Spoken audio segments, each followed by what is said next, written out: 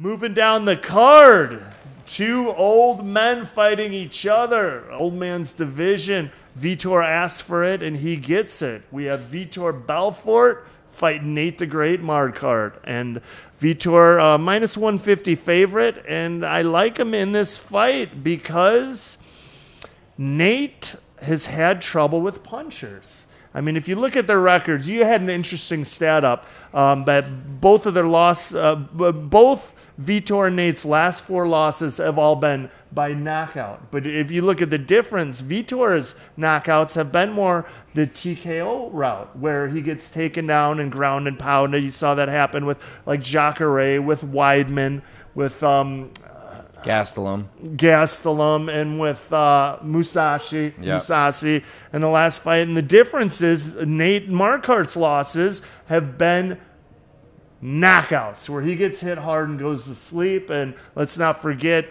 Vitor packs that power. I mean, he was able to knock out Dan Henderson not once but twice in the first round. So believe me, if he tags Nate, he's going to put him to sleep.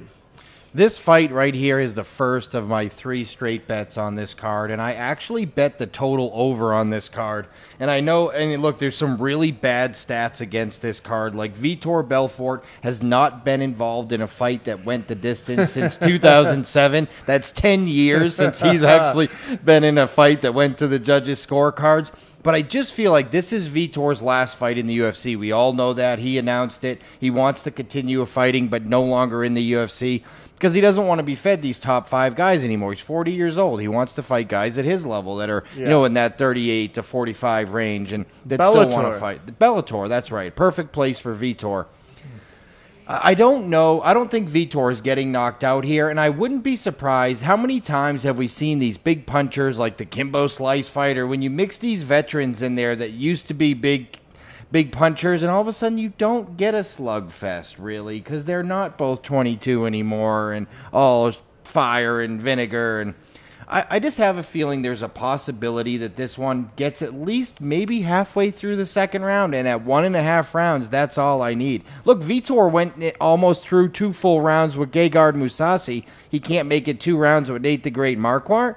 I think, look, these guys will probably come out. They're going to bang a little bit if Nate doesn't go to sleep in the first round, because I do think at some point in the first round, Vitor is going to land a big shot. Yes. If Nate takes it, there's a very good chance we at least get into the third. Yeah.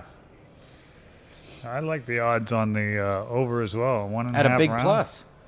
And how hungry is Vitor at this point? Yeah, he's I don't know about hungry is, but he's always dangerous. Even an old guy, old guys still keep their. But you notice since he hasn't had the TRT, he hasn't been that dangerous. That's true. Yeah.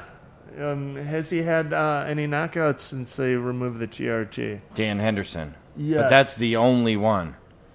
I mean, after the TRT, the first fight was Weidman. You could see the size difference, and he caught Weidman clean 2 or 3 times in that first round. And as we've seen, Weidman doesn't take punches amazingly well. Weidman didn't go anywhere. He just took him down and pounded him out. Yeah. Jacare didn't go anywhere. When you're not on the Superman juice, he caught Gastelum early with a couple. So Nate Marquardt, like I said, when he got KO'd, guys like Ellenberger, Lombard, it was like a one-and-done type of knockout, and that's what Vitor's good at. These guys really like the over in this fight. There's some value in it, and I just like Vitor straight up in this fight. I think he's going to beat Nate at minus 150. It's not the best deal, but it could be worse. And do you expect to see this line move by Saturday?